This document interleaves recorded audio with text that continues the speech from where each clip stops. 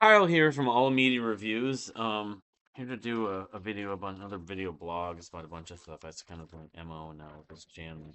I don't know, maybe eventually it won't be a little more focused. So I'll just get the quick stuff out of the way, I guess. Okay, so I have more vinyl coming. I have Bentley. Any other records coming? I thought I had one or two other, but I decided to order the Pepe Deluxe debut album, Super Sound 25. Which came out, I want to say it was pre-ordered in December, but the original album came out 1999, I think. This is when, and I did the Pepe Deluxe series back in 24 when their last proper full-length album came out. But this is more of their drum and bass, trip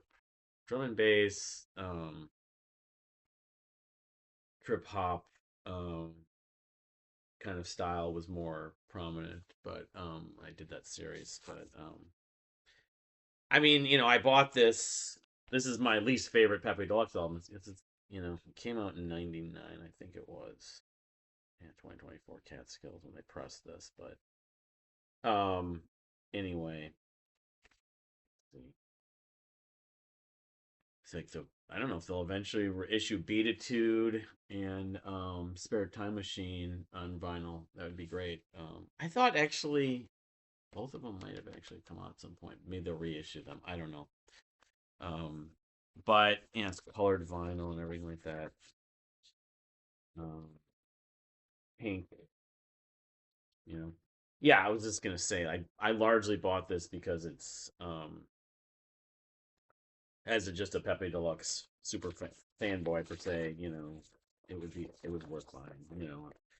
Um, they don't have a big catalog. They're both in pink. It looks like, yeah, labels and everything. So, but I haven't listened to this album since I was doing that Pepe Deluxe series back in 2024 when Comic Sonics had come out. So, um, and okay, so I have Esperanza Spalding coming up on Saturday. More about that soon at the Dakota. Been looking forward to seeing that show for several months.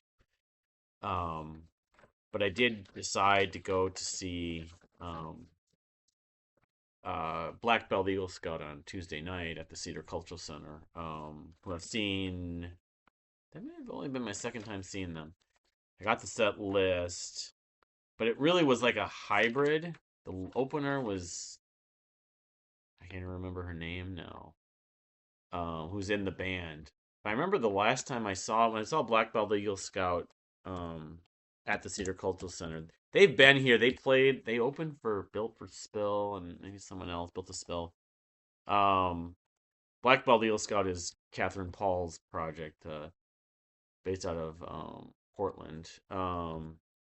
But this was different because a little bit because she was billed with um it's called like the Bad Bears tour or something like that. With this rapper guy that she started collaborating, who actually now lives in Minneapolis. He's from like South Dakota originally. But I can see, but a lot of the show was him rapping and like Catherine wasn't even KP as she's known, wasn't on the stage for the beginning part of it, but I don't know if I can look at that. So but Catherine Paul, who I know from um uh Forest Park is the thing I know most about her, but I should really have the information on this. I kept put the guy that they had, she had with her um um let's see here if I can pull this up because there was more information about both of them, like him on the bill. I can't even remember his name. Yeah, Sleater Kinney. She opened for Sleater Kinney back in 2024. And the Turf Club. Did I see that show? Maybe I did. 2020. That was right when during COVID. I don't know if that even happened. I don't think it did. Um. Anyway. I don't, I can find the guy's name. I forget his name. His name isn't like Black Bear or something like that. Yeah. Tour 2026. Contra, you're standing on the record. I don't need you standing on the record. That I don't want to ruin the record if it's not already ruined. Um.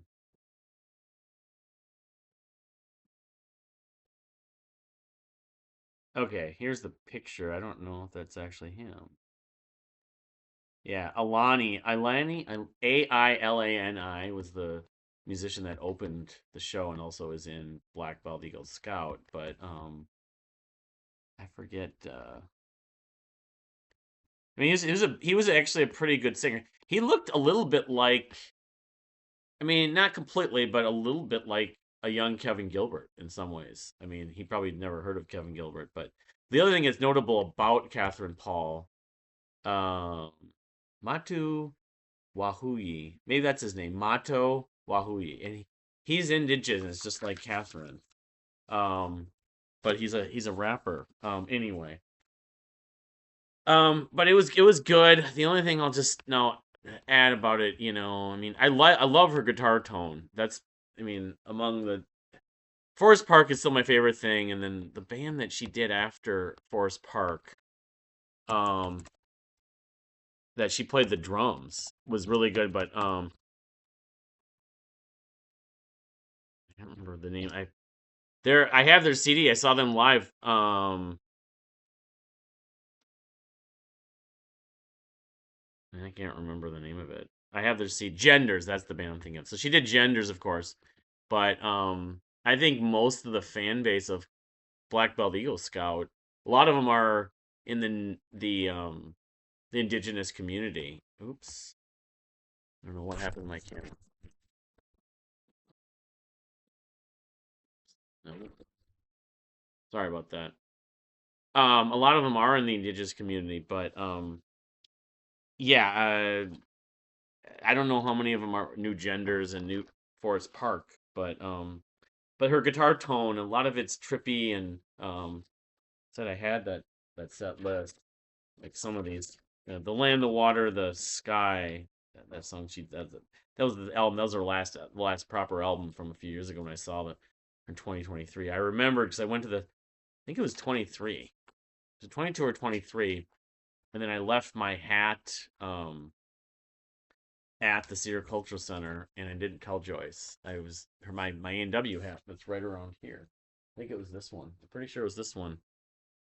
I didn't want Joyce to know I had left it there, and I went over there and picked it up that someone had turned it in.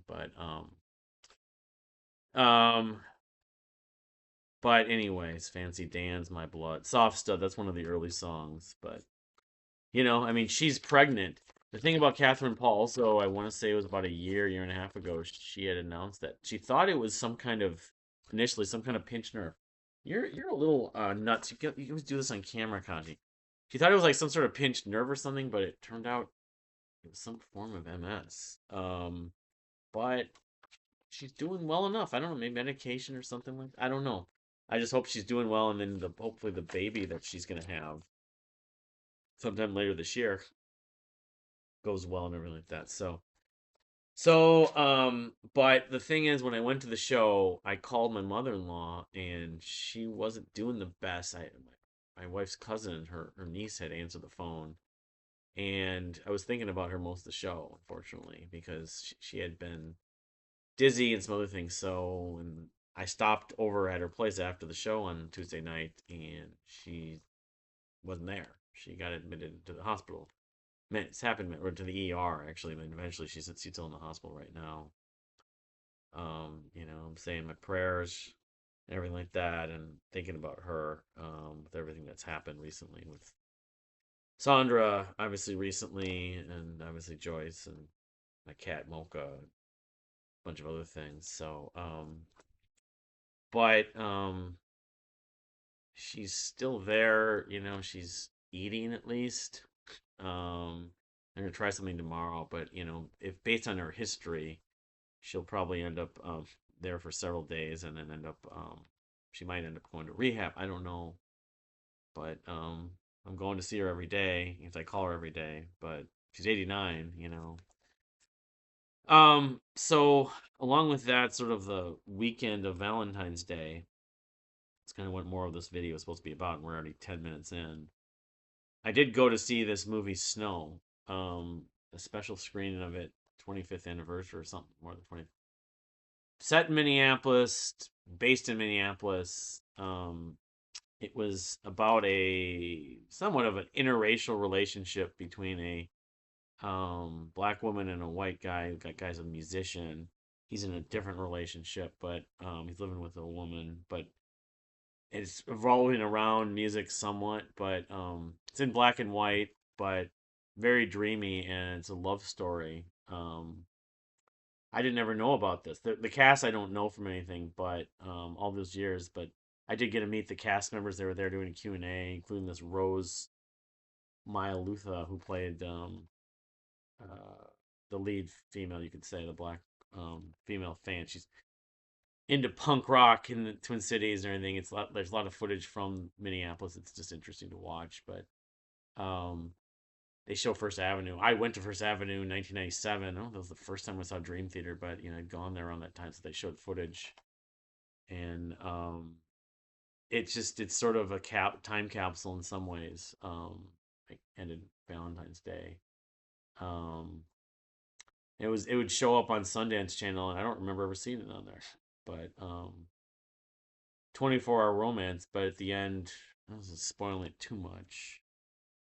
The trailer's on Vimeo, but she goes away like Joyce. I wish I could have seen this with Joyce. Um, but it was romantic. So to piggyback on that, I ended up doing a bunch of things over Valentine's Day, and I have the balloons behind me. You can see them, and I got roses over there, pink roses. Were Joyce's thing. Those are two of the things for Valentine's Day.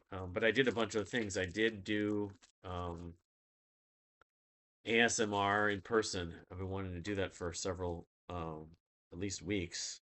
When I found out about it, I've been into ASMR for various reasons. I mean, it's stimulating. The women are beautiful that do it, but it's also for relaxation and other things. There it is, snow. It's not exactly cheap, but it's like a massage in some ways, but it's very much of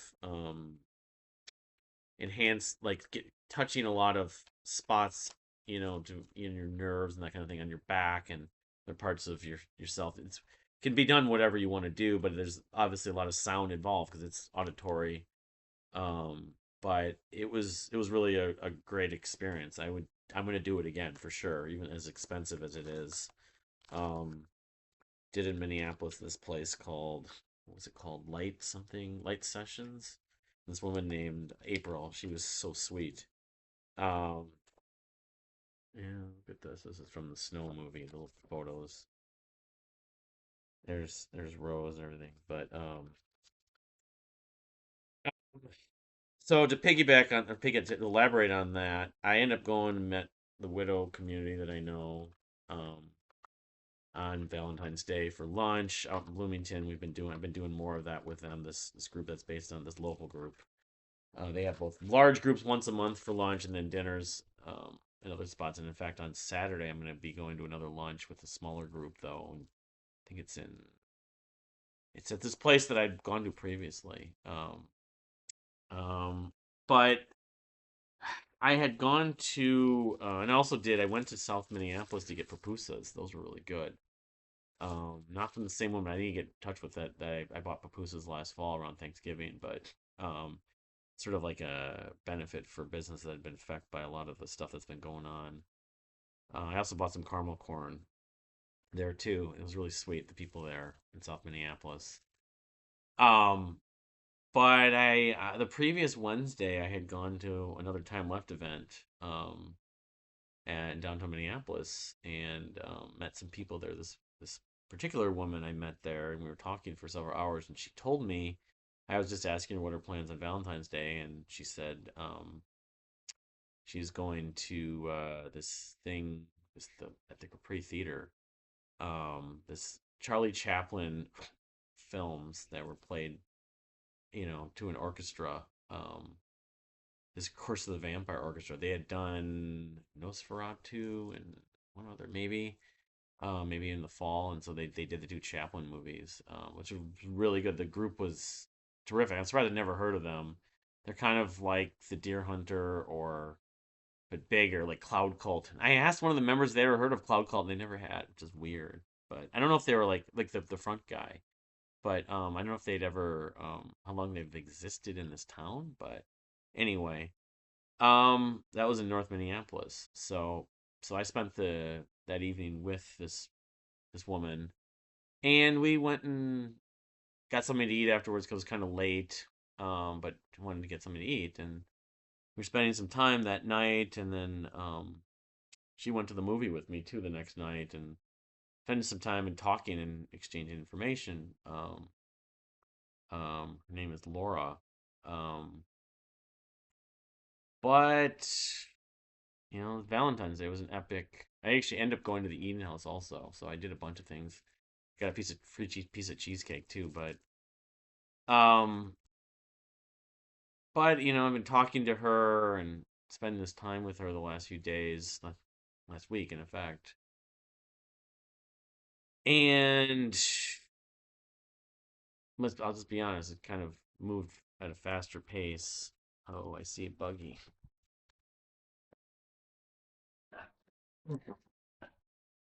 Um, it was moving at probably a faster pace than I was used to, and um, you know, I have to admit that spending time with her, it's not even, it'll be 7 months on Monday.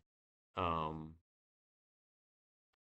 it's tough. It's tough for me to sort of do that while thinking of Joyce still so much. Different things that have come up. Even friend Michael posted from Louisiana Cafe a picture of a mug, and I was remembering when we went to Joyce's last birthday event, 2024 there, because birthday was a big deal for her. Every year we have a party of some kind. Um, but yeah, it's that was tough, and there was one night I was gone, and Kaja was by himself here, and my whole experience trying to um manage and figure out my life still um is still involved with everything with Joyce, and I don't know. It's just being widowed, just relationships, and it kind of hit me like, I don't know if I'm meant for this. I'm meant to do this again. I know, understand more now. I mean, it's not been that long. A lot of people going through widowhood go long periods of time without dating anyone, don't think about it. They still love their spouse who passed away. And it just hit me like, is this my life with her over? And just trying to just figure out what I've been doing. I didn't. If I start a relationship with someone, I feel like my life that I'm trying to find a way to figure out is taking a left turn, a dramatic left turn potentially, and I a lot. I don't really regret most of what happened with her, and I don't know if I'll retain some kind of connection with her or not. I don't, I did not want to hurt her or myself or anyone. Um, but I guess it's a learning experience at least. But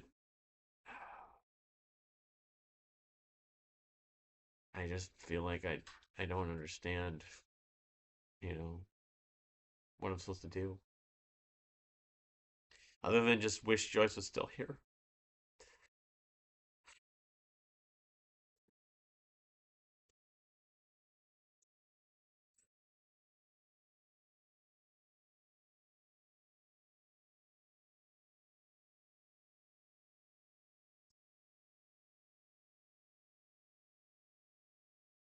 I don't know. I just think this is what the process that you're supposed to go through when you go through widowhood included, even with the compound grief. And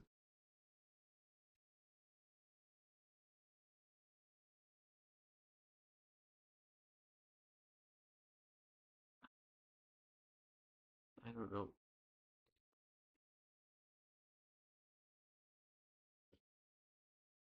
I don't know. I guess hopefully it's for the best, whatever happens, for myself and for her, for anyone else I ever meet trying to do this. But we thought Valentine's Day was going to be a heavy day, and it turned out to be seemed like a wonderful day. But I guess I got a little too scared about, you know, something that happened so quickly, and I just went on instinct and feeling versus thinking long term. I don't typically meet women that have interest to, um, become so invested in someone so quickly. I mean, she really liked me, I guess, but um,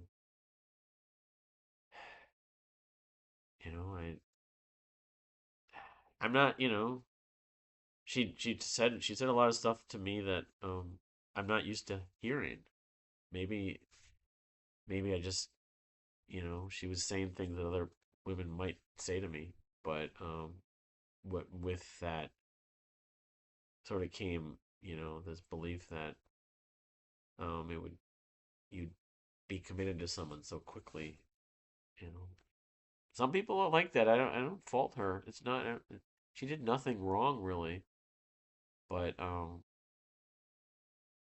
mean, with Joyce and I, it didn't happen exactly like that. It wasn't like it took forever.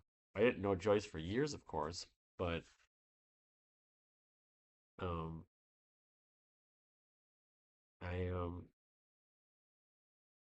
just kind of gives you more understanding about. Like she didn't really seem to have so much issue about Joyce. That was my biggest concern over several weeks now about meeting meeting women. If I were to date women, is that being widowed. That's why a lot of the widow community believes that you should um, you should date widows. I mean, I don't necessarily believe that still. I talked about in the last video, but um, it's there's benefits to that, but um, that wasn't something that seemed to be a concern necessarily, unless like kept on talking about Joyce left and right, and everything was revolving around Joyce. At some point, might have caught up with me with her, with anyone, but um, I don't know. It's just what happens, when you're widowed like this at relatively young age like me. You keep on saying, "Oh, why did this happen? This wasn't supposed to happen. I wasn't supposed to face this situation." Um, but I don't have anything to do. It's to quote my mother-in-law, you keep going, keep doing things, and you know.